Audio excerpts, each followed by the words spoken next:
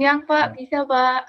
Oke, ini untuk pertemuan pertama, coba kameranya di-on-kan semua dulu ya.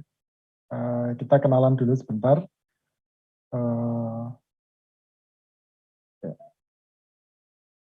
Kita akan mulai nanti setelah semuanya on-cam. Ya.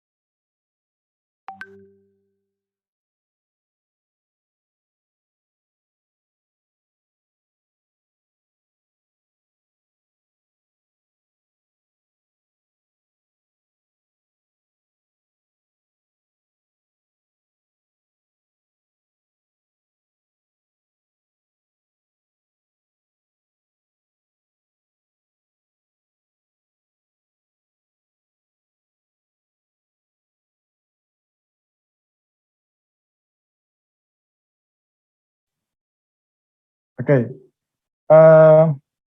ini mungkin pertama kali kita berinteraksi di tahun ini. Jadi mungkin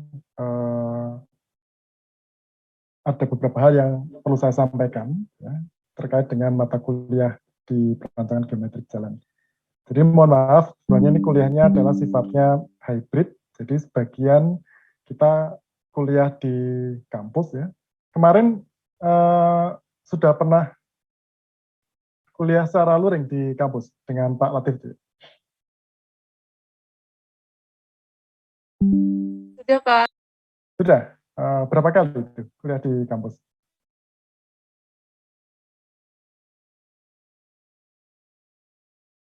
Kalau tidak salah 6 atau 5 pertemuan gitu Pak.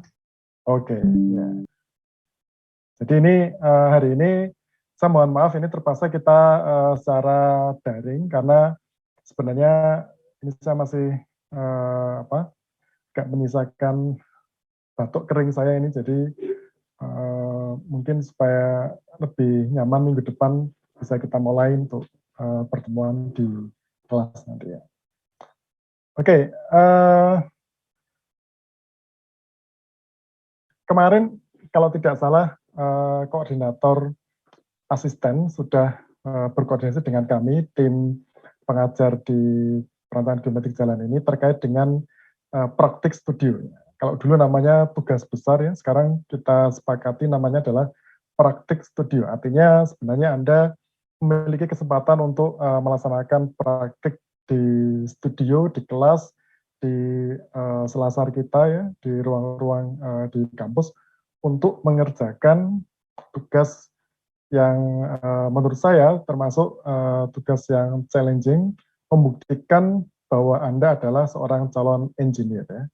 Anda sebagai seorang calon insinyur yang itu nanti benar-benar akan menghasilkan karya di bidang keteknik sipilan. Nah, jadi makanya tugas ini tidak main-main karena apa? Yang Anda buat itulah nanti yang akan dibangun di lapangan. Jadi Anda belajar dari SD, kemudian lanjut ke SMP, ke SMA, sekarang di perguruan tinggi, Anda sudah diberikan kepercayaan oleh publik ya, melalui kami di kampus, untuk mulai membangun mahakarya. Anda ini sebagai seorang calon yang akan membuat karya-karya di bidang keteknik sipilan, yang itu nanti akan dimanfaatkan oleh masyarakat, oleh pengguna. Tentunya tidak sembarangan ya, ada hal-hal yang perlu diketahui secara teknis yang itu bisa dipertanggungjawabkan. Nah, jadi kuliah kita biasanya kalau kita di kelas ya, kita bisa berinteraksi untuk bisa berdiskusi langsung jika Anda menemukan beberapa kesulitan. Nah, kemarin memang sengaja dari tahun ke tahun praktik studi itu diberikan sebelum Anda mendapatkan materinya itu. Jadi memang learning by doing sistemnya. Jadi Anda belajar, kemudian mengerjakan belajar mandiri ya, kemudian mengerjakan tugas dengan kelompok, baru nanti di pertemuan setelah mid semester mulai hari ini sampai nanti di akhir pertemuan menjelang ujian akhir, Anda akan diberikan knowledge-nya ya, pengetahuannya bagaimana merancang geometrik jalan itu dengan baik dan benar. Jadi nanti kalau ada sesuatu yang ditemukan pada saat kita berinteraksi ya, Pak di kelompok saya seperti ini kasusnya, silakan freely for discussion ya. Jadi mumpung Anda mahasiswa, Anda boleh salah. Kalau nanti Anda lulus, diberi kepercayaan oleh kantor saudara ya, oleh konsultan saudara ya, untuk merancang suatu jalan dan itu salah, hukumannya, Anda berhadapan dengan aspek hukum. Nah, jadi Anda salah mendesain, kemudian desainnya sudah betul, kemudian dilaksanakannya tidak sesuai dengan aturan, ya tetap nanti akan ada aspek hukum yang perlu dijalani bersama. Nah, jadi di sini Anda nanti akan dilatih untuk bisa menuju ke proses tersebut. Oke, kira-kira itu pengantar kita kuliah di geometri jalan. Mungkin secara acak saya akan coba diskusi sebentar terkait dengan progres di tugas kelompok di sini. Di layar saya ini ada mungkin dua saja ya, Mas Muhammad Moses ya. Ya. Mas Moses, gimana progres kelompok? Berapa orang anggota kelompok saudara? Kelompok saya 3 orang, Pak. 3 orang, aktif semua? Ya, aktif semua, Pak. Oke. Ingat ya, keaktifan dinilai oleh asisten, dipantau oleh asisten, kemudian kita juga nanti akan memberikan nilai untuk partisipasi keaktifan tersebut untuk tugas praktik studi ini. Porsinya, bobotnya adalah 20%. Ingat-ingat ya. Jadi Anda mengerjakan UTS, itu hanya 40%, kemudian UAS 40%, praktik studi ini bobotnya adalah 20%. Lanjut Mas Moses. Sudah sampai mana sekarang tahap pengerjaan? Tahap pengerjaannya baru kemarin memulai bab 1 sama perancangan trasenya, Pak. Ya. Kelompoknya di satu kota atau ada yang beda kota? Kelompoknya 2 orang sudah di Jogja, Pak. Untuk saya mungkin untuk sementara di Jogja, tapi mungkin nanti akan di Tuban juga, di daerah saya. Oke. Jadi kita memberikan mungkin sedikit fleksibilitas ya di tahun ini. Kalau dulu untuk S1 yang namanya PGJ itu digambar manual di atas kertas kalkir, itu sebagai produk akhir. Untuk dituangkan di kertas kalkir, Anda harus menyelesaikan perhitungan, kemudian menggambar di kertas milimeter block namanya itu. Ya, di milimeter block itu dengan pensil dulu ya, diasumsikan setelah oke, baru itu dipindah ke kalkir. Nah inilah seninya selama Anda jadi mahasiswa itu menghasilkan desain jalan di atas kertas kalkir, ya, menggunakan pena penggaris secara khusus itu ya. Cuman karena ini masih pandemi ya, masih belum selesai dan masuk ke endemi, kita memberikan fleksibilitas. Anda mungkin tidak perlu membuat dalam satu gambar khusus karena kemungkinan ketemu anggota kelompok. Anda boleh menggambarkannya itu di atas atau menggunakan bantuan komputer. Nah, nanti silakan. Yang penting nanti terlihat ya overlay dari masing-masing informasi di peta itu. Nah, nanti kita akan belajar di hari ini overlay-nya apa saja. Ada overlay topografi, ya, kontur. Nah, peta kontur itulah nanti akan menunjukkan ketinggian lahan. Kemudian overlay di atasnya di overlay ya, dilapis dengan peta informasi guna lahannya. Nah, guna lahan itu apa? Oh, berarti di situ nanti akan ada informasi di mana letak bangunan-bangunan penting ya, perumahan, kemudian ada cagar budaya, kemudian ada mungkin persawahan, kemudian area-area penting lainnya, pertambangan dan sebagainya. Itu di overlay semuanya di atas peta topografi, saudara. Kemudian di overlay lagi di atasnya adalah peta infrastruktur dasar yang ada. Jadi kalau sudah ada jaringan kereta api misalnya, itu diplot kan. Nah, oh, udah ada jaringan jalan kampung Pak dan sebagainya, diplot di situ. Udah ada jaringan jalan tol Pak, diplot di situ. Silakan. Nah, nanti baru dari informasi itu, satu lagi adalah peta, misalnya Anda punya semacam kondisi kebencanaan ya. Ya, jadi misalnya di mana daerah sesar, di mana daerah tanah lunak, tanah keras, kemudian banjir dan sebagainya itu nanti diplotkan lagi di atasnya. Nah, gabungan dari berbagai overlay itulah nanti yang akan menuntun kita untuk memilih alternatif trase jalan. Nah, jadi hari ini kita akan belajar terkait dengan bagaimana menentukan trase terbaik dari jalan tersebut.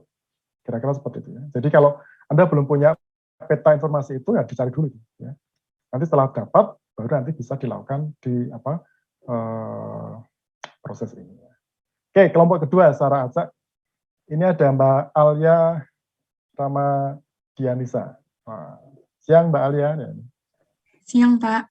Posisi di Jogja atau luar Jogja ini? Saya di Jogja. Oh, di Jogja ya. Siap kuliah ya minggu depan? Insya Allah, Pak. Oke. Anggota kelompoknya sudah satu kota atau ada yang beda kota? Kebetulan saya sekelompok dengan Moses tadi, Pak. Oh, sorry. Berarti tidak valid nih sampelnya. Jadi udah tahu tadi ceritanya.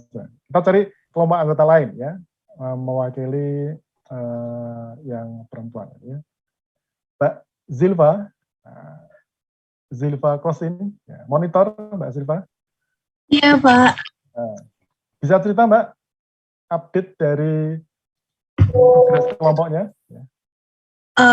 Udah ini sih Pak, udah bikin bab 1 dan 2, terus sama bikin trase juga di AutoCAD gitu sih Pak.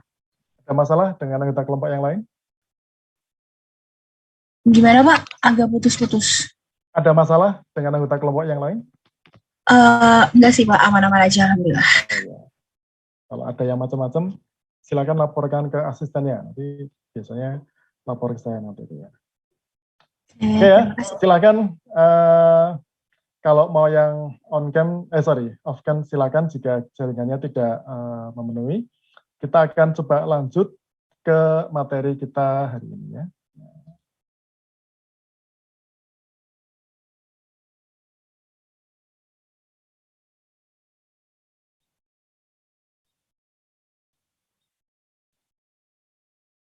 Nanti di sela-sela perkuliahan saya akan secara acak ya diskusi salah satu dari Anda hanya untuk memastikan bahwa hari ini kita sudah bisa menguasai kompetensi terkait dengan perancangan dan pemilihan trase terbaik di sini.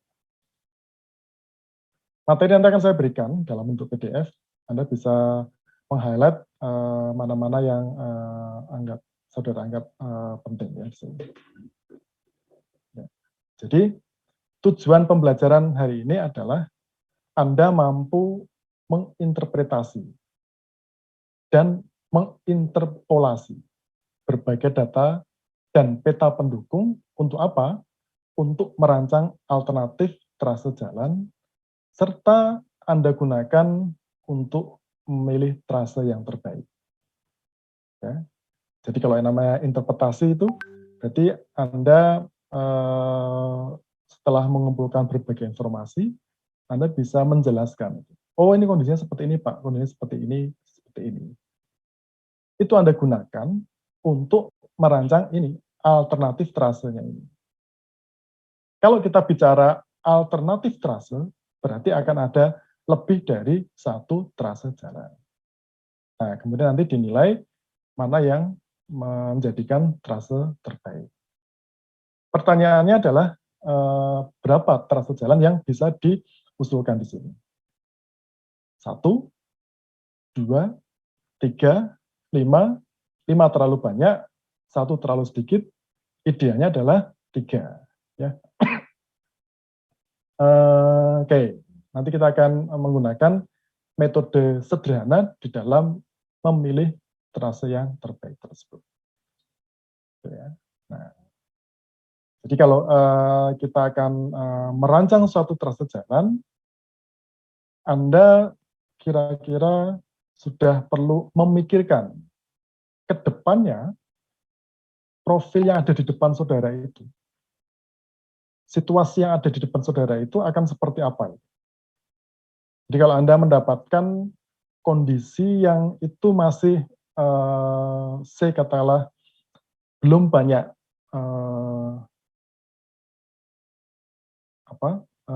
terakses, artinya masih berupa daerah yang masih cukup asli ya, artinya masih banyak tantangannya di situ. Artinya jalan yang saudara buat itu merupakan akses awal. Nah, berarti Anda bisa membayangkan bahwa nantinya dengan adanya jalan ini akan ada perkembangan lahan di sekitar jalan itu. Nah, tentunya akan muncul nanti perumahan-perumahan baru ya, kawasan bangkitan industri baru dan sebagainya. Jadi Anda bisa berpikir kira-kira ke depan nanti yang akan lewat di jalan saudara itu akan seperti apa. Jadi kalau Anda mendesain jalan ini sekelas jalan arteri primer, jadi seperti jalan tol ya itu ya, jalan arteri primer itu kan level tertinggi itu ya. Nah, Anda bisa bayangkan, oh berarti nanti yang akan lewat di atasnya adalah bisa kendaraan berat, kemudian kecepatannya berapa, sehingga saya harus bisa menyiapkan ini ya, jalan itu supaya aman, nyaman, dan juga ekonomis di sini. Ya. Jadi aman artinya tadi dipilih trase yang memang jika terjadi kebencanaan itu relatif aman. Dipilih tikungan-tikungan nanti yang memang itu bisa membuat kendaraan bisa selamat lewat di tikungan tersebut. Nyaman, berarti nanti di tikungan dirancang ada suatu konstruksi tertentu, sehingga pada saat lewat tikungan, lewat tikungan tersebut, itu tetap merasa nyaman di situ ya, serta ekonomis ya. Nanti akan ya menggunakan konstruksi jalan yang memang sesuai dengan kondisi jalan tersebut.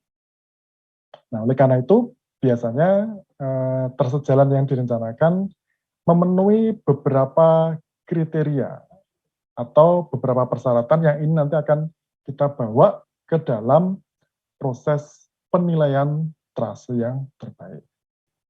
Secara umum, nah ini kalau kita buat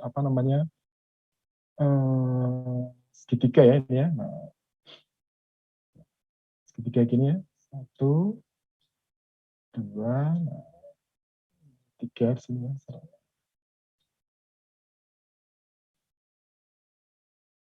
Ini biasanya kita sebut segitiga T teknis, E ekonomis, L lingkungan. Segitiga tel di sini. Jadi nanti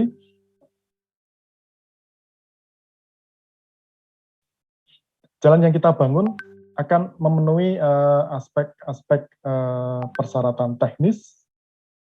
Nanti kita bicara macam-macam di sini ya. Kemudian ekonomis ya, terkait dengan pembiayaan, serta lingkungan di sini. Nah ini kita lihat di sini ya, persyaratan teknis itu meliputi apa saja. Artinya, Anda harus mencari informasi, peta, atau apapun itu yang bisa yang bisa menjadikan ini sebagai bagian dari penilaian aspek teknis. Misalnya mempertimbangkan faktor topografi. Oh, berarti Anda harus mencari peta topografi. Banyak sekarang caranya. Bisa melalui citra satelit, bisa melalui untuk awal bisa dengan Google Earth, ya, Anda bisa cari ada daerah-daerah tertentu memang sudah ada topografinya, atau jika memang belum ada dan memerlukan persyaratannya lebih detail, Anda bisa melakukan survei topografi.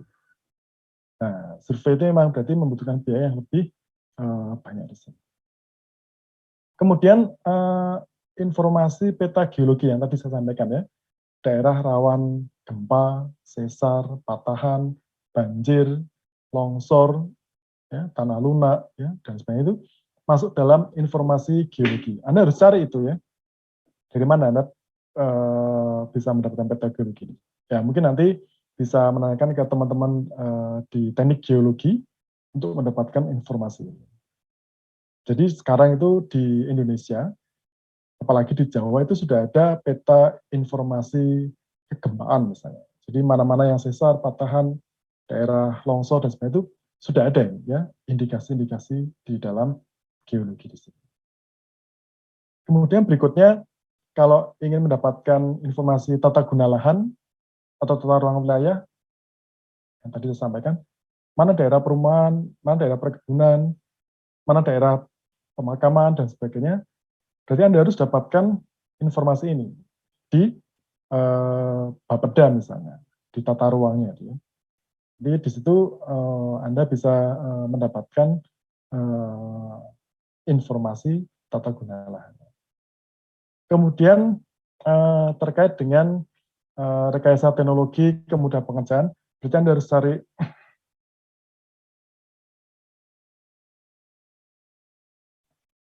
cari informasi terkait teknologi apa saja yang mungkin bisa digunakan untuk pembangunan jalan di daerah perbukitan misalnya. Oh, berarti itu harus melalui butuh alat berat truk misalnya, atau dump truck ya, atau mungkin yang lain untuk bisa membawa peralatan bahan galian, timbunan dan sebagainya. Oke. Itu di teknis. Ekonomi, berarti Anda perlu nanti menilai kelayakan dari pembangunan ini.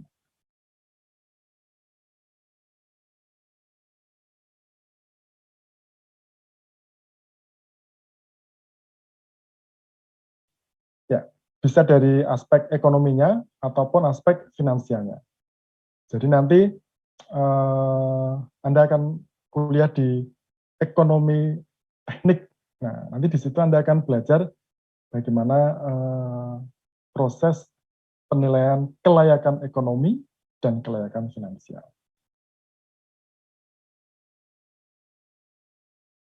Kalau semester ini sudah dapat belum ya mata kuliah ekonomi teknik itu? Belum ya?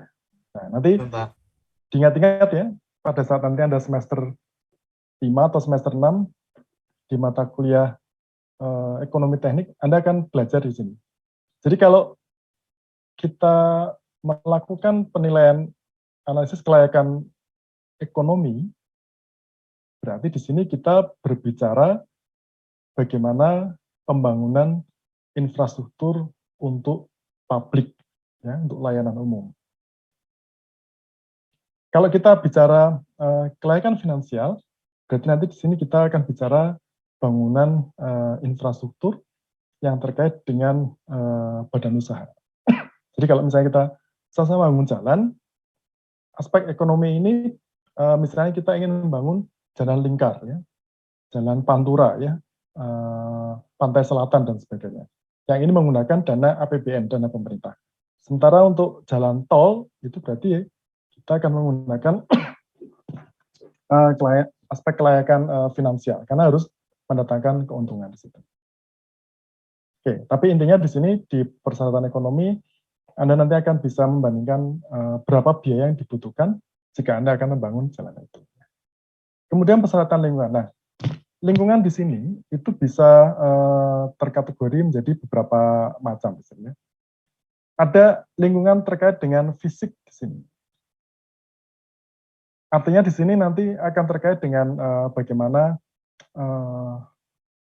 air, kualitas udara, kualitas tanah, polusi, getaran ya. Jadi pada saat pembangunan itu nanti akan dilihat pengaruhnya akan seperti apa itu secara fisik. Ya. Kalau itu memang nanti dinilai terlalu besar ya dampak terhadap lingkungan secara fisik ini, artinya menimbulkan polusi udara yang sedemikian besar ya, atau bahkan banjir dan sebagainya karena perubahan tata aliran air, nanti perlu ada mitigasi yang agak lebih hati-hati dan detail ya di dalam penanganan lingkungan fisik. Kemudian sosial. Jalan yang kita bangun nanti itu kira-kira punya efek sosial nggak ya?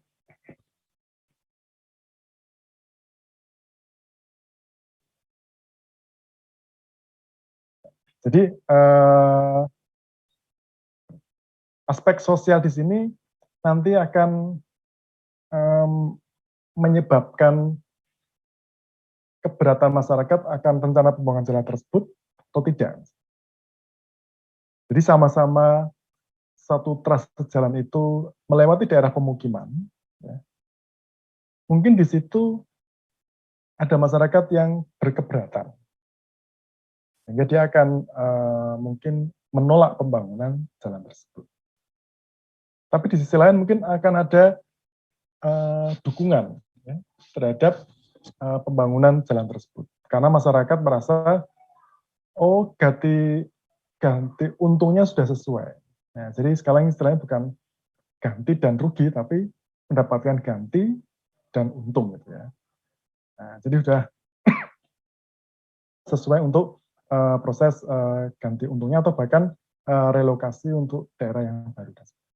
Kemudian dilihat juga apakah ada itu cagar budaya ya.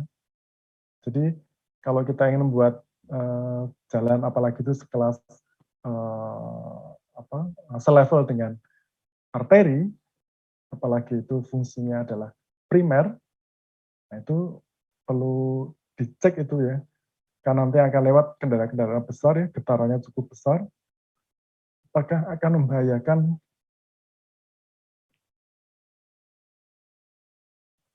situs budaya yang ada di sekitar jalan kita tersebut. Jadi dulu pada saat Anda kalau lewat Jalan Solo ya, ada Candi Prambanan. Nah, nanti kalau yang dari Jogja, Anda bisa mampir tuh di Candi Prambanan. Di Candi Prambanan itu persis di depannya ada jalan nasional yaitu Jalan Solo. Orang menyebutnya oh itu Jalan Raya Solo dari Jogja menuju ke Solo. Jalannya itu lebar dan kendaraan yang lewat adalah luar biasa itu, baik volumenya maupun sisi beratnya. Itu kalau Anda berdiri di sampingnya, getarannya itu akan terasa. Nah, jadi kalau nggak percaya, silakan nanti kalau udah sampai Jogja, Anda bisa berdiri di depan Candi Prambanan itu. Kemudian nanti coba Anda rasakan di tepi jalan itu, getaran yang terjadi itu. Nah, padahal getaran ini ada persyaratan tertentu untuk bisa istilahnya menjaga kelestarian suatu situs budaya. Apalagi ini selevel Candi Prambanan yang itu sudah dilindungi ya sebagai cagar budaya. Oleh karena itu perlu dilakukan suatu rekayasa engineering. Nah, kira-kira apa ini? Kalau coba dipikirkan ya, bentuk-bentuk rekayasa yang bisa melindungi bangunan-bangunan cagar budaya.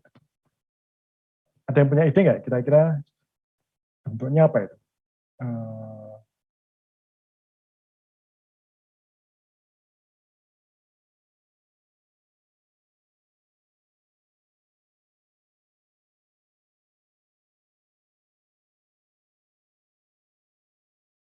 Mas Hertantia ya.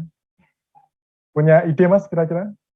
Kalau Anda bayangkan ya, supaya bangunan candinya awet, tapi juga rencana jalannya jalan terus, kira-kira menurut saudara, apa yang bisa dilakukan ini? Izin menjawab Pak, mungkin kalau dari arah rekayasa engineering-nya sendiri saya kurang paham ya Pak bagaimana. Cuman kalau dari mulai perawatannya itu pasti harusnya setiap waktu akan dilakukan audit Pak, untuk melihat bagaimana perkembangan dampak yang dibuat jalan itu terhadap Candi Prambanan ini. Apabila mengganggu tentunya perlu ditinjau lebih ulang apakah jalan tersebut perlu dibongkar atau tidak, soalnya itu kan cagar budaya otomatis penting. Jadi menurut saya begitu Pak. Cuman kalau dari kira-kira nih antara jalan Solo, Anda pernah lewat jalan Solo nggak? Tidak Pak, sebenarnya Pak. Oh, nanti kalau pas di Jogja ya, sempatkan lewat di jalan Solo itu sampai di lokasi Candi Prambanan. Sayang ya, udah kuliah di Jogja nggak sampai di Prambanan tuh. Itu kalau nggak ya lihat di peta nanti ya. Kalau menurut saudara kira-kira yang duluan ada di situ itu candinya dulu atau jalan raya Solonya? Harusnya sih candinya dulu ya Pak. Ya pasti candinya dulu. Yeah. Mungkin dulu saya bayangkan ada itu jalan setapak atau mungkin jalan kecil lah itu ya, yang itu bisa dilewati oleh masyarakat dan sebagainya. Kemudian itu dilebarkan ya hingga menjadi jalan arteri primer yang menghubungkan Jogja dan Solo.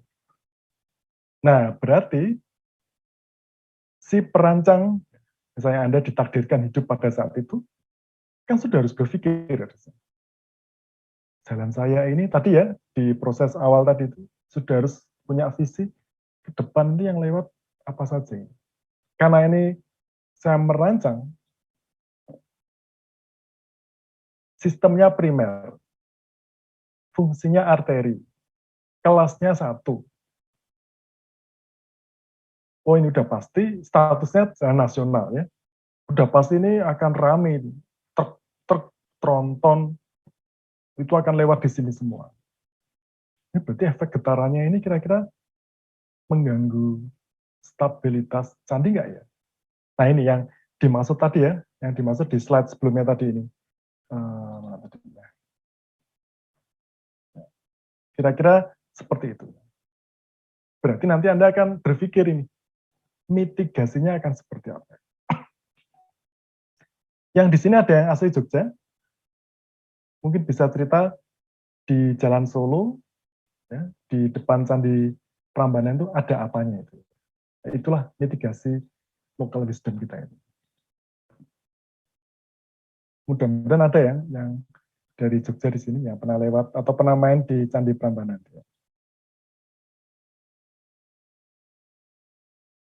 Ada yang pernah mengamati? Mas Seto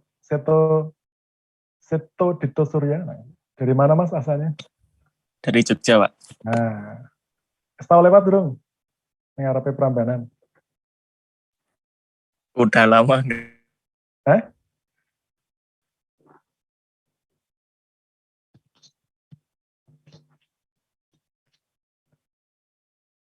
Halo, saya nggak dengar ya ini. Nah.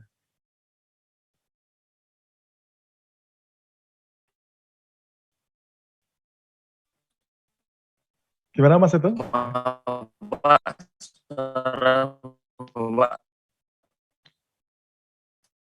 terputus ya, Pak. Sorry, diulangi lagi ya. Kira-kira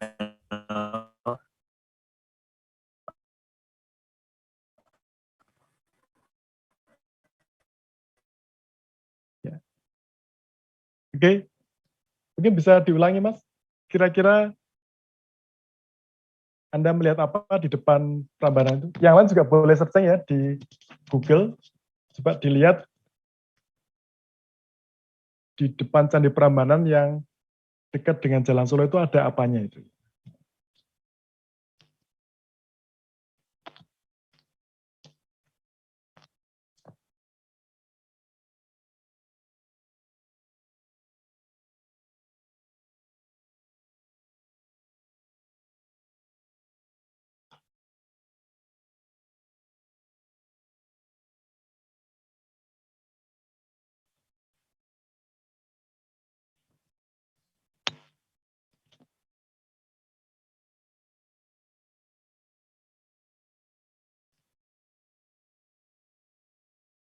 Ada apanya kira-kira di situ?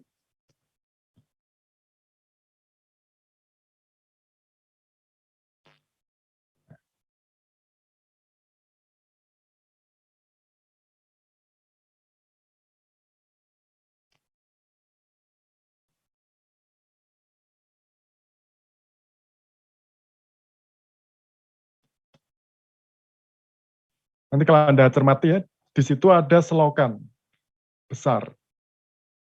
Atau kalau orang awam lihat itu semacam sungai kecil, ya, parit yang besar atau itu semacam sungai buatan kecil itu ya.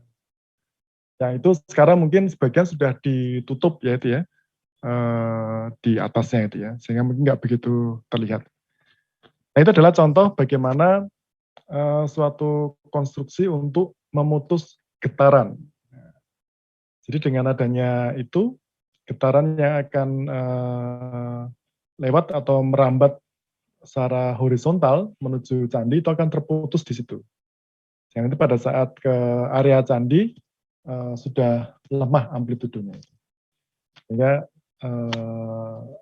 akan tetap melindungi kawasan candi. Ini contoh ya bagaimana nanti setiap saudara merancang jalan, apalagi itu selevel dengan jalan utama ya itu, jalan raya itu kira-kira itu akan menjadi pertimbangan utama. Nah ini beberapa perancangan proses perancangan trase jalan jika kita akan menetapkan itu sebagai trase jalan kita di sini. Pertama Anda melakukan survei awal atau reconnaissance survei di sini. Ini adalah kita buat di atas meja di sini. Ya. Jadi artinya dengan overlay beberapa peta dan informasi tadi, kita mendapatkan mungkin lebih dari satu alternatif trase. Ya. Kemudian setelah dirasa cukup cocok dan cukup baik, kita akan lanjut ke tahap kedua di sini. Nah, jadi yang kedua ini kita akan istilahnya mulai memantapkan trase mana yang akan kita pilih dari ketiga trase tadi.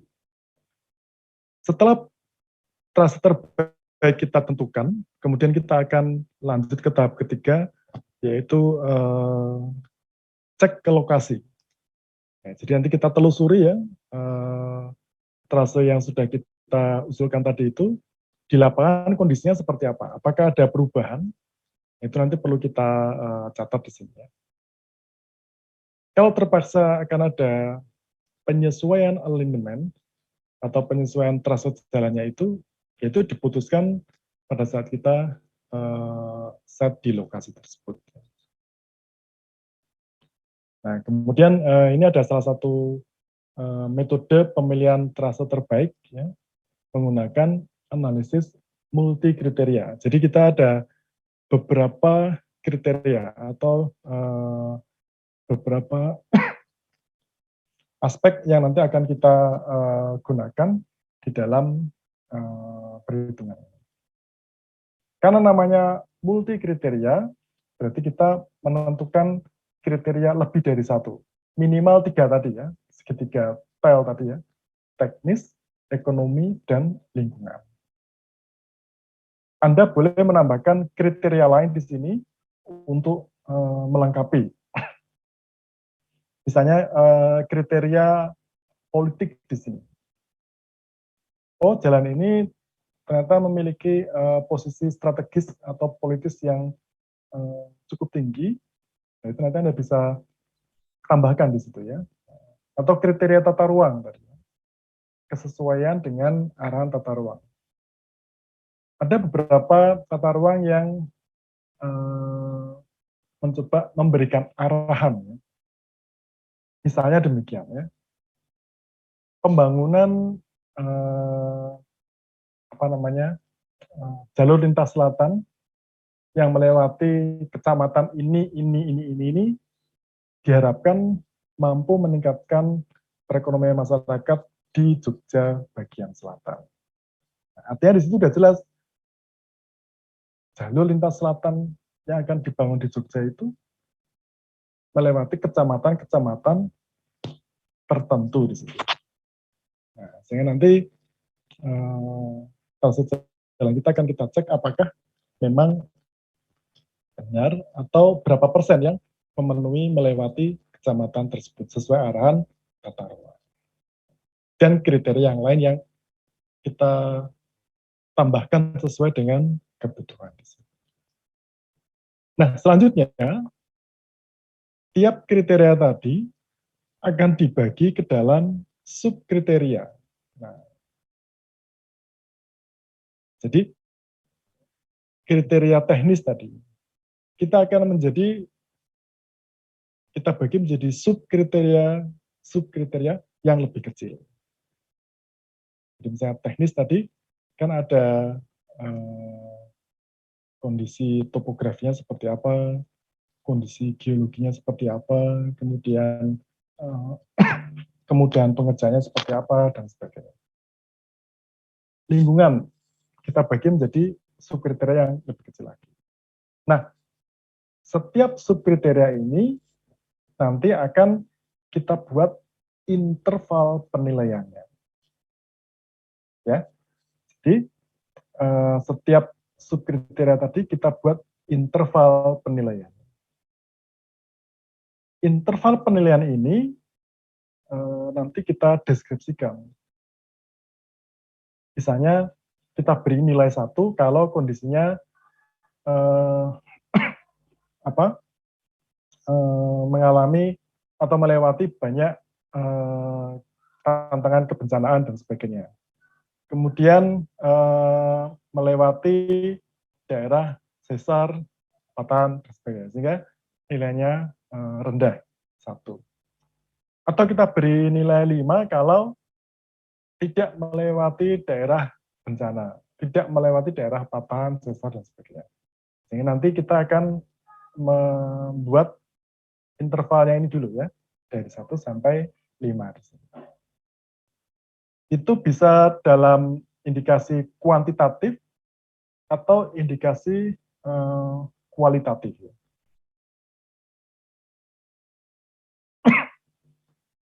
Kalau kuantitatif itu berarti bisa dinyatakan dalam suatu satuan perhitungan ya. Kalau kualitatif itu biasanya dalam level tingkatan yang misalnya pengaruhnya sangat besar, sedang, kecil, sangat kecil, dan sebagainya. Nah, kira-kira itu. Jadi Anda bisa dalam buat interval itu dalam skala kuantitatif atau skala kualitatif. Kemudian, itu akan kita jumlahkan nanti. Jadi antara nilai subkriteria dengan nanti kita berikan pembobotan, nanti dijumlahkan ya, kita akan mendapatkan total nilai untuk masing-masing trase tersebut. Nah, B, bobot subkriteria ini nanti juga bisa ditentukan melalui beberapa hal di sini ya. Paling mudah kita menentukan bobot ini sesuai dengan professional judgment. Artinya Anda sebagai seorang profesional nantinya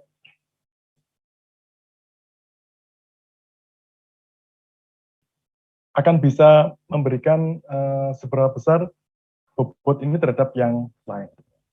Nanti kalau udah advance, Anda bisa menggunakan tools lain ya, seperti AHP misalnya.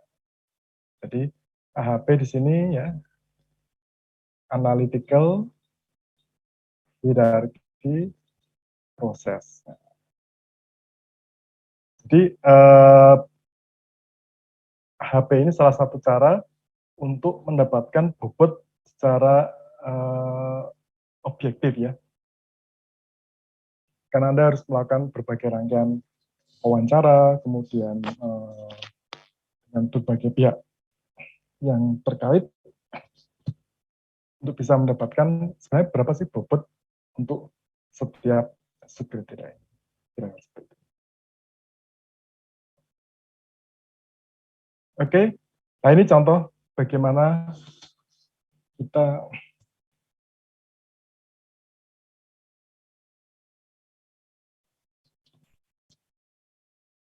memberikan penilaian untuk masing-masing subkriteria itu. Jadi misalnya tadi kondisi topografi misalnya, itu kan berarti subkriteria dari teknis tadi. Jadi kita beri nilai 1 kalau kemiringannya sangat curam. Nilainya besar 5 kalau dia sangat landai ya. Jadi ini sangat ideal untuk dibangun sebuah jalan. Kemudian lingkungan, kita lihat kondisi flora dan fauna, kira-kira gimana. Jadi nanti kita bisa lihat apakah ada flora yang dilindungi di situ.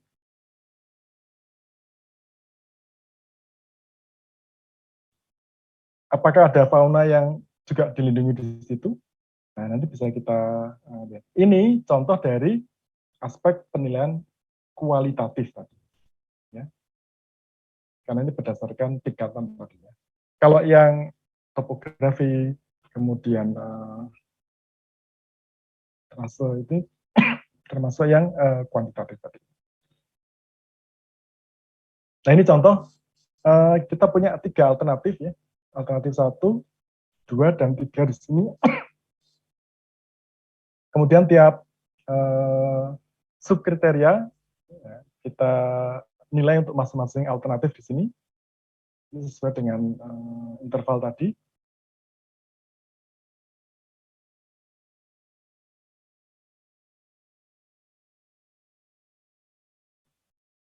Kemudian bobot, nah ini kalau Anda merasa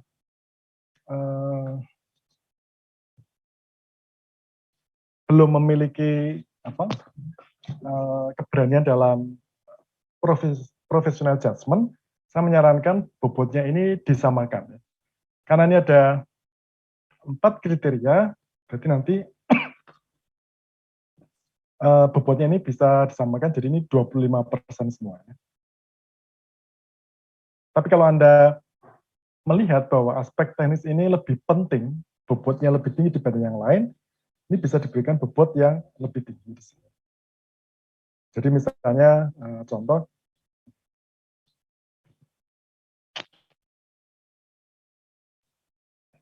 suatu daerah memiliki keterbatasan anggaran, sehingga menjadikan kebutuhan dana, kemudian pembiayaan ini akan menjadi salah satu constraint, sehingga ini bobotnya bisa dibuat lebih tinggi misalnya. Jadi ini misalnya 35%, sementara yang lain nanti akan bisa menyesuaikan. Kemudian dikalikan akan ketemu nilai totalnya di sini. Nah, ini bisa nilai tertinggi ada di alternatif ketiga di sini. Ini contoh ya.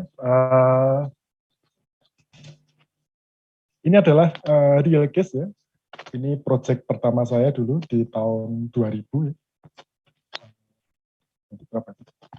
Hampir 2 dekade yang lalu.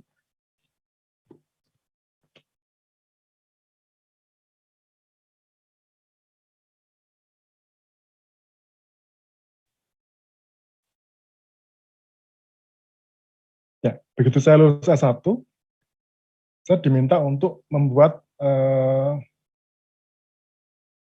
rancangan trase jalan tol Pekanbaru Dumai.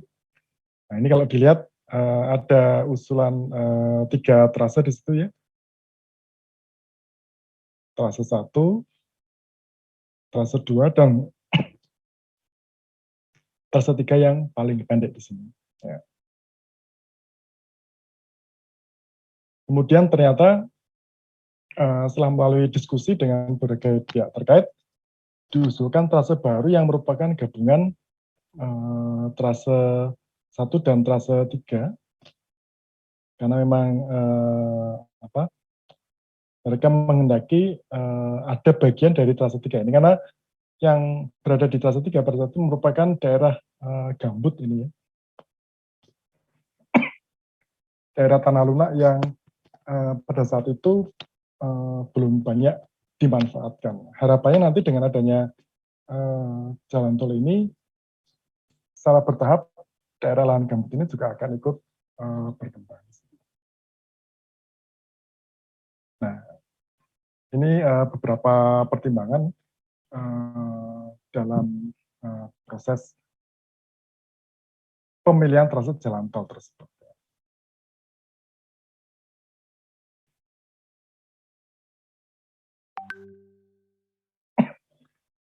Kemudian ini ada juga kasus yang dulu kita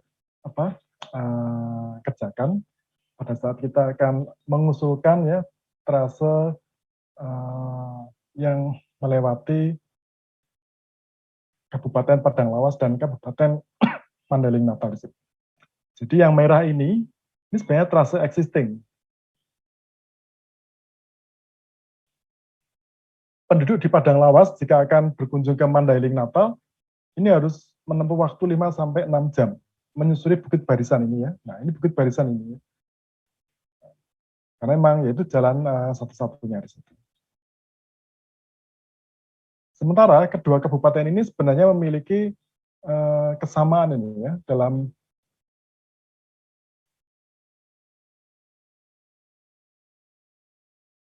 ekonomi, sosial, budaya, pengembangan kawasan strategis. Mungkin bisa bantu dibacakan saja. Mbak Karina, monitor, tolong dibacakan deh ini ya.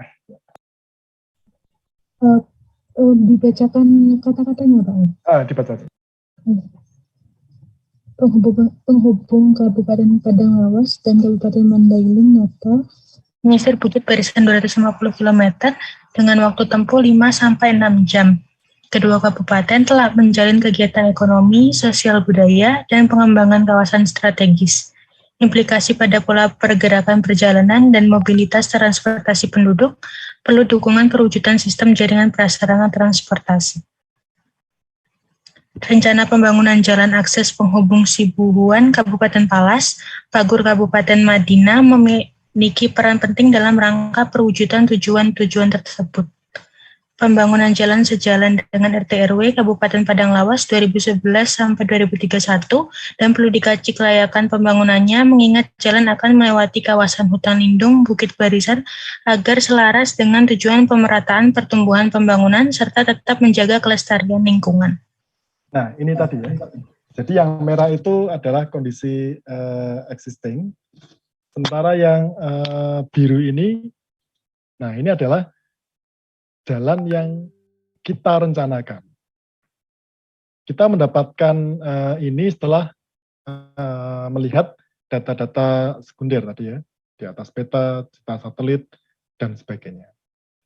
Sehingga ini akan memangkas perjalanan ya, dari 5-6 jam cukup 40 menit itu ya, atau sekitar 1 jam lah, itu paling lama ya, daerah ini. Tantangannya adalah itu melewati hutan lindung Bukit Barisan yang luar biasa itu ya, keanekaragaman flora dan faunanya. Nanti akan kita lihat bagaimana proses kalau kami menyebut pada saat itu adalah ekspedisi Padang Lawas. Nah ini kita sebagai seorang engineer tadi kan 3 tahap ya. Pertama, Anda membuat trasenya dulu, kemudian yang kedua memilih trase terbaik, kemudian yang ketiga adalah melakukan cek di lapangan. Nah ini pada saat melakukan cek di lapangan, itu ternyata membutuhkan koordinasi dengan banyak pihak di situ. Nanti akan kita lihat keseruannya setelah ini. Ya. Saya dibantu membaca saja, dilanjutkan Mas Hafiz Majid Darujat, monitor Mas Hafiz. Iya Pak. Nah, silakan dibaca Mas. Baik Pak. Jadi tim survei berangkat Rabu 23 Maret 2016 pukul 12 waktu Indonesia Barat dari titik kilometer 0 di Desa Hapung, Kecamatan Sosa, Kabupaten Padang Lawas. Lalu tiba di Desa Pagur, Kabupaten Mandailing Natal, Selasa 30 Maret 2016 pukul 20 waktu Indonesia Barat. Tim survei beranggotakan 39 orang, terdiri atas 7 orang polisi hutan, 13 orang pramuka, 7 orang dari masyarakat lokal, 3 orang dinas kesehatan, 3 orang dinas pekerjaan umum Bina Marga, dan 6 orang dari asisten tim ahli UGM. Ya, berapa lama itu ekspedisinya? Berangkat 23 sampai 30 Maret, 7 hari. Nah ini luar biasa ini. Perjalanan menyusuri hutan dan berbagai kondisi di sekitarnya. Ini tim besar, 39 orang, yang ternyata nanti dalam dinamikanya dianggap ini adalah tim kecil yang sebenarnya perlu ditambah lagi dengan pengamanan yang levelnya lebih tinggi. Jadi pada saat itu kami beranggapan 7 orang polisi hutan ini sudah cukup, tetapi ternyata itu tidak cukup dan perlu ditambah dengan subunit dari batalion terkait.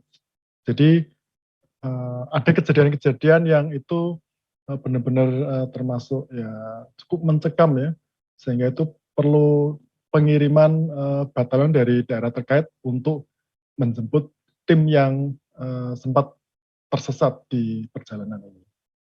Kita lanjutkan ya, bagaimana kisahnya di sini. Ini dokumentasi awal di lapangan, jadi ini masih di awal-awal lokasi dekat-dekat pemberangkatan tadi, jadi sudah dihadapkan melewati salah satu sungai yang cukup besar di situ. Ya. Nah, ini mulai pengambilan titik-titik. Ya, jadi kalau Anda di garis ya, di suatu perencanaan yang tahap 1 tadi, Anda menentukan titik awalnya, kemudian nanti kita memberikan penanda itu di KM berapa itu, 00 plus 300, oh berarti ini di 300 meter awal, ya. Dan seterusnya, ini di KM 8 ya. Jadi ini kita melihat atau menyusuri jalan yang sudah ada. Jadi jalan setapak, kemudian jalan-jalan yang memang itu saat ini digunakan untuk lewat mobil perkebunan sawit atau jalan. Jadi di KM-KM ini masih ada jalan ya, yang itu bisa menjadi cikal bakal di jalan penghubung tadi.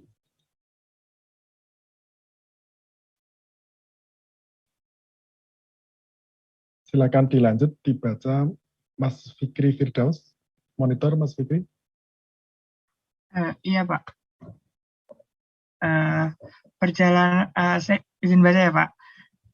Perjalanan menelusur 15,5 km sampai perbatasan Kabupaten Palas, Madinah, dan 29,5 km hingga sampai tujuan akhir di Desa Pagur. Melintasi kawasan kebun sawit, hutan lindung, dan kebun kopi dengan kontur titik terendah 280 mdpl dan titik tertinggi 1750 mdpl. tim survei didampingi oleh 1 kompi pasukan Yonif, Kodam Bukit Barisan hingga tiba di Desa Pagur, Kecamatan Panyabungan Timur, Kabupaten Mandailing, Natal. Ya, jadi ini kalau dilihat titik awal kita yang merah ini ya. Nah ini.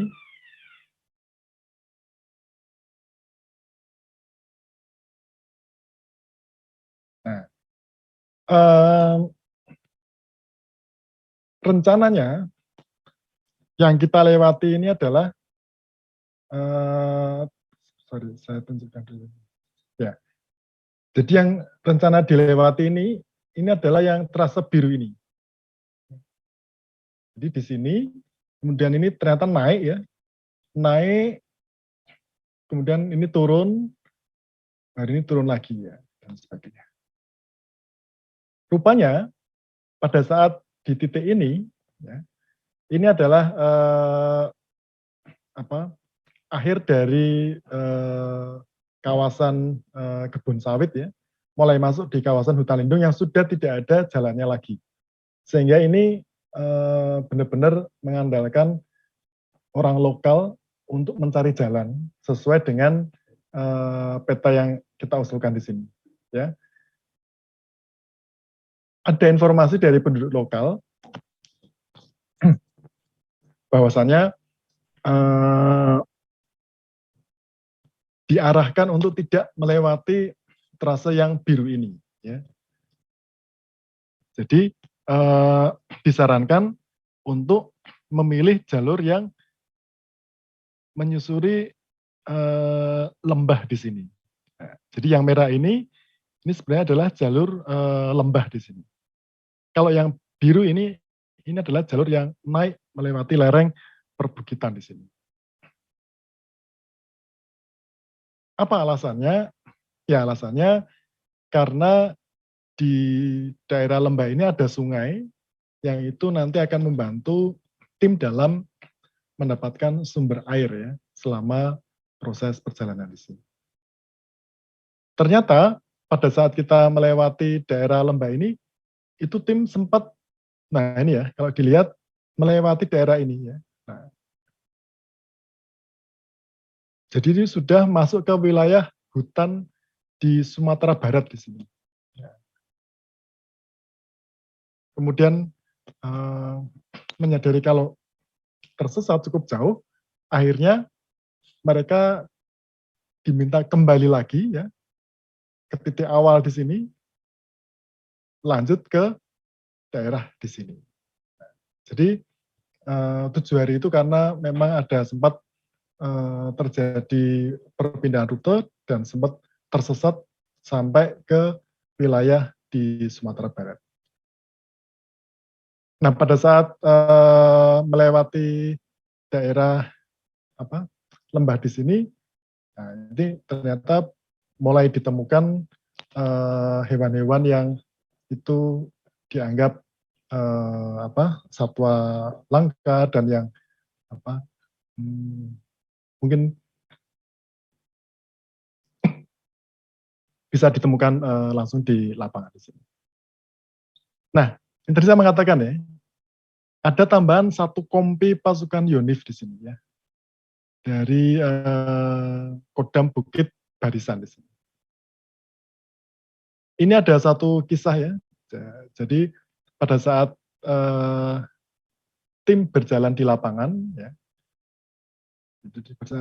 di awal ya berjalan di lapangan, kami beberapa tenaga ahli dari UGM berkoordinasi dengan Bupati di Mandailing Natal di sini ya. Jadi Pak Bupati Mandailing Natal ini sempat kita temui ya. Kemudian Pak Bupati ini juga terkejut dia. Loh, kenapa pada saat berangkat tidak meminta pengawalan dari pasukan Yonif ini ya di Kodam Bukit Barisan ini? Karena Pak Bupati Mandailing Natal melihat bahwa daerah yang biru ini ya, trase biru ini itu merupakan daerah yang rawan ini. Ini bahaya ini. Jadi pada saat itu kami putus komunikasi dengan tim di lapangan. Mungkin karena sinyal dan sebagainya. Dan kami tidak mengetahui kalau tim akhirnya memutuskan untuk berpindah trase di sini. Jadi kami yang kami tahu dan kami laporkan ke Bapak Mandailing Natal adalah Bapak Bupati Mandailing Natal, kalau tim akan melewati daerah biru ini. Info dari Pak Bupati, daerah biru ini sebenarnya daerah yang sangat tidak aksesibel. Tidak ada akses menuju ke sana, ya, kecuali naik helikopter. Sehingga kawasan-kawasan di sini ini ya itu banyak digunakan sebagai kebun ganja. Kawasan-kawasan ladang ganja yang itu besar ya, bahkan termasuk salah satu yang terbesar di Asia Tenggara itu ya. Letaknya ya di sini, di kawasan-kawasan di atas pegunungan bukit di sini. Nah, yang dikhawatirkan Pak Bupati itu adalah adanya sekelompok tertentu yang kemungkinan merasa terusik jika akan ada kegiatan survei ini. Nah, jadi mereka memang dari dulu menghendaki tidak adanya akses apapun di daerah ini. Karena kalau ini sudah terakses, berarti daerah ini kan akan menjadi terkontrol ini. Dan karena itu maka Bapak Bupati Mandailing Natal ini memerintahkan ini pasukan Yonif ini untuk menjemput tim sampai nanti tiba di tujuan akhir di sini. Sehingga hanya pasukan Yonif Kodam Bukit Barisan ini hanya dia berjalan menyusuri ini, menunggu di daerah ini. Nah, karena pasukannya juga kalau untuk naik ini juga mereka mungkin riskan dan itu perlu waktu persiapan yang panjang. Akhirnya mereka menunggu di daerah di sini. Rupanya tim itu akhirnya memilih rute ini dan bertemulah hanya di titik ini. Nah, kira-kira demikian ceritanya. Nah, mari kita lanjutkan.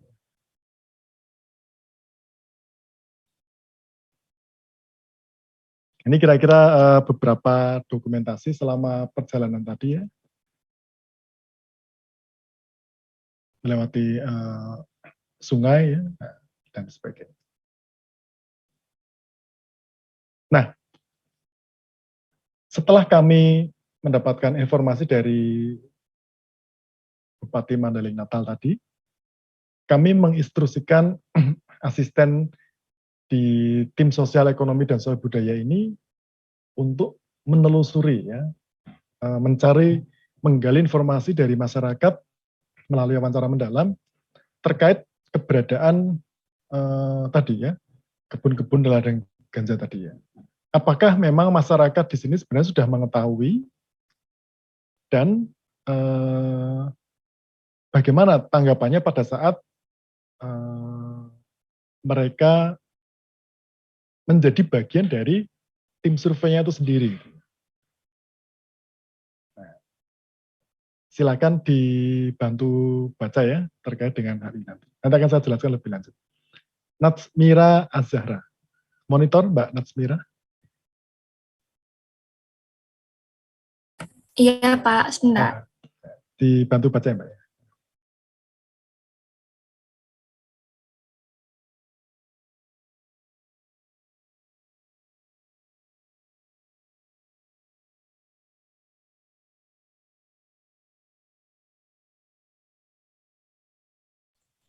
Untuk yang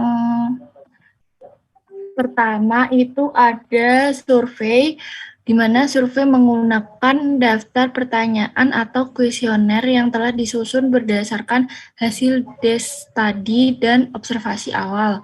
Lalu yang kedua ada focus group discussion atau FGD yang bersifat datanya adalah kolektif sehingga antar peserta dapat saling menguatkan atau saling mengoreksi apabila terdapat informasi yang disampaikan oleh salah satu peserta memiliki nilai kebenaran atau kesalahan.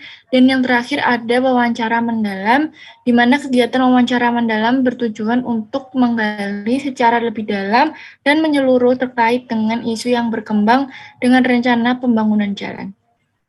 Nah, akhirnya tim asisten sosial ekonomi dan sosial budaya ini, karena kepiawaiannya, mereka berhasil menggali informasi yang sebenarnya itu tidak dibuka untuk orang luar.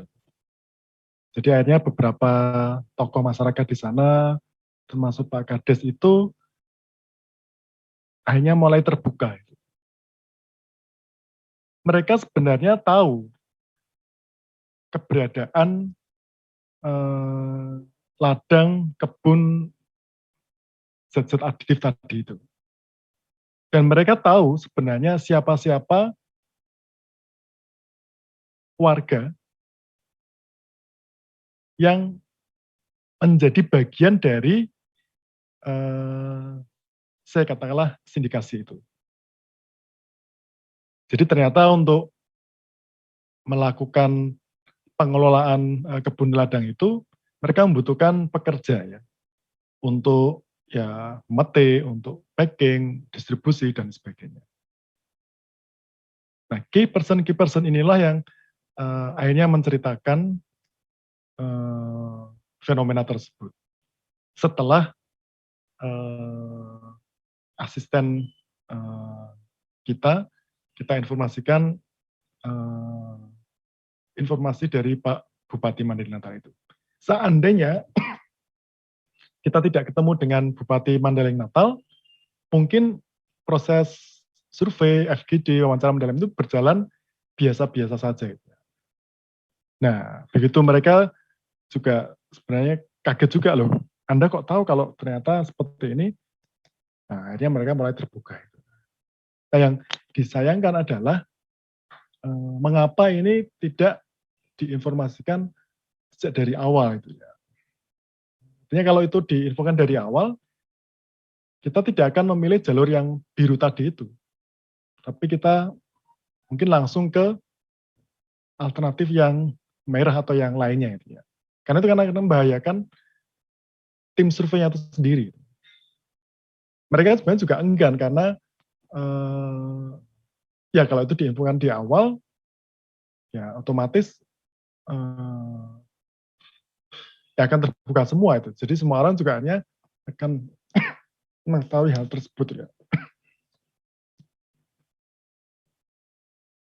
Sehingga beberapa tadi tokoh masyarakat, penduduk asli yang diajak dalam tim survei tadi itu sebenarnya ya mereka secara tidak langsung pada saat mengalihkan rute itu, mereka sudah mengetahui bahwa kalau lewat di bukit, kondisinya akan lebih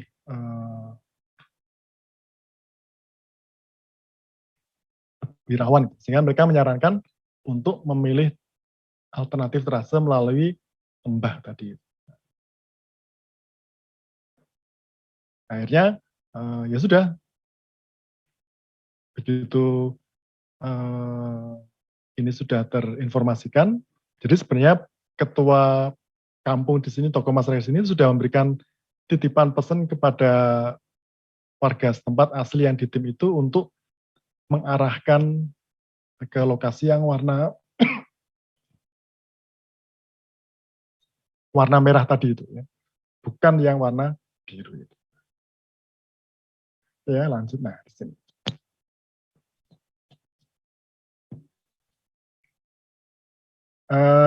Silakan dilanjut.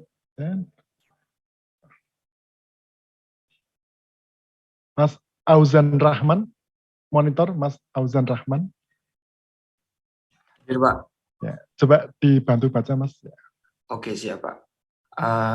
Studi kelayakan pekerjaan pembangunan jalan penghubung ke Kabupaten Mandailing Natal. Perjalanan menelusur 15,5 km sampai perbatasan Kabupaten Palas Madina dan 29,5 km hingga sampai tujuan akhir di Desa Pagur. Melintasi kawasan kebun sawit. Ini tadi sudah ya? Ini kayaknya tadi sudah ya? Sorry, ini langsung. Nah, ini aja. Oh, oke, Pak. Kita lanjut ke sini aja. Silakan. Hasil analisis tim sipil alternatif trase jalan. A. Trase alternatif 1. Trase terpendek mulai titik A melalui titik B sampai dengan C, sisi barat, titik D sampai dengan E, sisi punggungan, dan titik F kurang lebih sepanjang 40 km.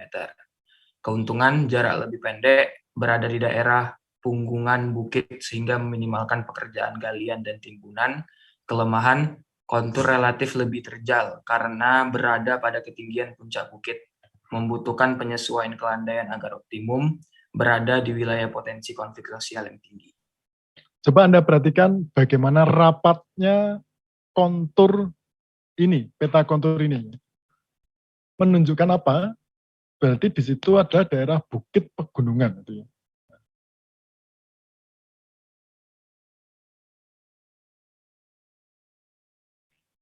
Ini adalah peta awal yang warna biru tadi ya. Jadi memang ini jaraknya jarak terpendek, tetapi tadi kelemahannya ternyata itu berada di wilayah potensi konflik sosial yang tinggi di sini. Tetapi sebagai sebuah alternatif tetap kita gambarkan. Ya. Oke, lanjut Mas di trase alternatif kedua.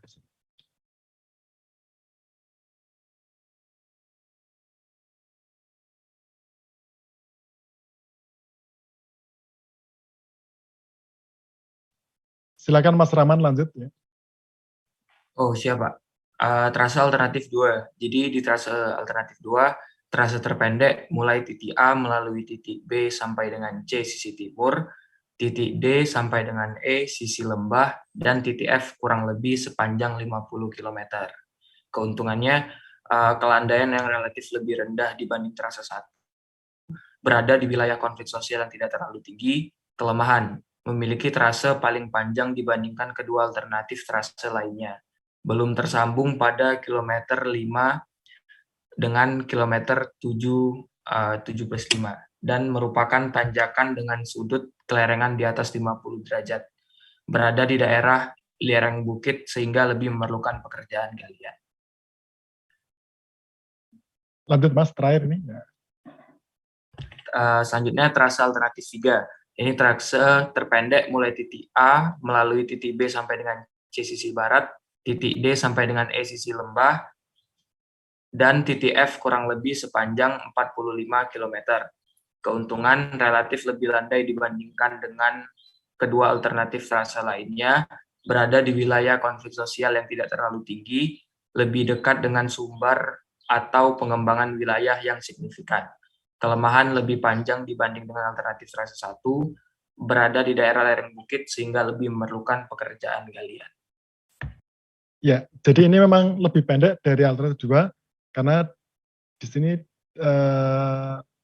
diringkas jalannya ya. Jadi B ke C ini merupakan jalan baru tadi. Jadi kalau yang di sini tadi di trase yang kedua, B dan C ini sebenarnya sudah ada jalan ini ya. Tetapi ternyata ini agak memutar begitu, sehingga diusulkan B dan C ini lebih pendek, tapi ini memerlukan nanti pembangunan jalan baru di sini. Ini tetap melewati lembah ya di sini ya, sehingga tadi membutuhkan ya pekerjaan galian atau timbunan yang mungkin cukup tinggi di sini. Sama tadi ya. Kita buat penilaian untuk tiap subkriteria. Nah, kemudian kita berikan penilaian. Jadi tadi ada tambahan tata ruang. Sehingga kalau nanti akan dibangun, kira-kira trase mana yang akan mudah untuk dihubungkan dengan kawasan daerah lain.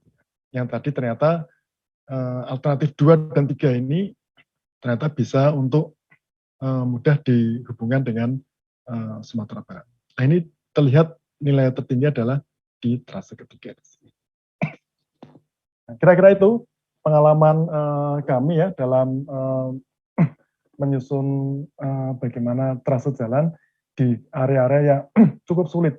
Jadi Anda nanti di real kehidupan mungkin akan mengalami beberapa hal yang mungkin di lapangan membutuhkan kearifan lokal ya, inovasi-inovasi untuk bisa win-win solution ya. Artinya di satu sisi juga terpenuhi tanpa merugikan sisi yang lain. Nah, berikutnya biasanya nanti saya akan membuat semacam simulasi ya. Nah, jadi ini ada contoh suatu trase yang nanti akan kontur dengan overlay beberapa informasi pendukung yang nanti akan dibuat beberapa alternatif trasenya di sini. Dari A ke B. Mungkin minggu depan nanti kita akan coba ya aplikasikan ini ke masing-masing mahasiswa. Jadi nanti saya akan menentukan di mana titik A dan titik B, kemudian nanti kita akan latihan untuk membuat alternatif trasenya. Ini contoh ya, bagaimana alternatif satu itu dibangun, kemudian ini alternatif kedua, dan ini alternatif ketiga di sini. Nanti masing-masing akan dinilai, kemudian kita akan menentukan mana sebenarnya alternatif yang paling baik di sini. Kalau menurut saudara, dari gambar ini, dari ketiga alternatif ini, kira-kira mana yang merupakan alternatif yang terbaik? Jadi di sini visinya adalah menghubungkan daerah A dan daerah B di sini. Ini adalah kawasan pemukiman ya. Ini juga pemukiman. Ini ada pemukiman juga pemukiman di sini. Belum ada jaringan transportasi sama sekali. Yang ada adalah ini jaringan sungai di sini ya. Dari hulu menuju ke hilir di sini. Kemudian ini daerah tanah lunak, garis-garis ini daerah tanah kepasiran, ya, lempung kepasiran. Ini daerah persawahan, ini daerah cagar alam di sini. Ya. Nah ini kalau dilihat memang alternatif satu merupakan alternatif paling pendek di sini ya, jalur paling pendek yang itu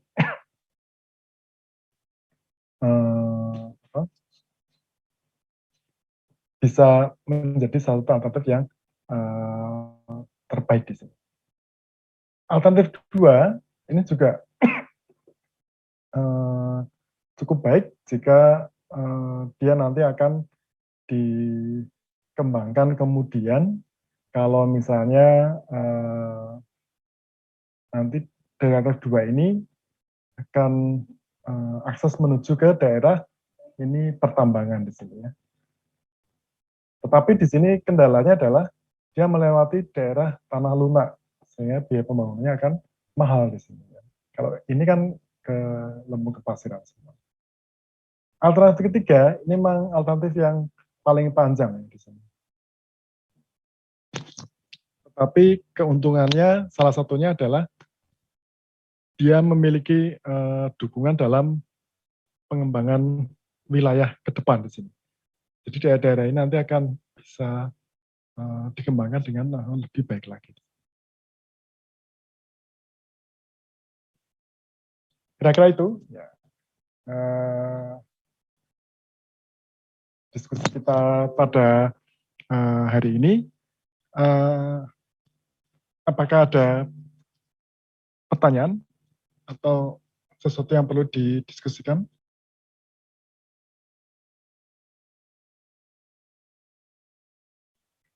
Jadi intinya kita sudah bisa mengetahui bagaimana merencanakan beberapa alternatif trase jalan itu. Kemudian kita juga bisa menilai mana trase yang paling baik ya, dengan metode multi kriteria analisis. Kemudian dalam aplikasinya di lapangan ternyata ada beberapa hal yang mungkin perlu dicermati sehingga trase yang kita anggap sebagai alternatif terbaik itu memerlukan survei lokasi di lapangan langsung untuk bisa mendapatkan informasi yang lebih real di lapangan. Jadi 2 kasus ya yang sudah kita coba diskusikan memberikan informasi bagaimana ternyata setelah melihat lokasi di lapangan perlu ada penyesuaian modifikasi trase jalan tersebut. Saya kira demikian pertemuan kita hari ini. Minggu depan kita akan coba latihan dengan lembar tadi ya yang cukup sederhana. Anda mungkin akan masing-masing mengerjakan itu nanti dibawa terus sampai nanti kita menentukan sudut azimut, sudut belok, alinemen horizontal dan alinemen vertikalnya. Jadi artinya saya akan melatih saudara dalam kasus yang simple, sederhana, sebelum nanti Anda mengerjakan di kasus praktik studio di masing-masing kelompok. Saya kira demikian. Mohon maaf jika ini saya masih proses menghilangkan batuk kering ini ya. Mudah-mudahan tidak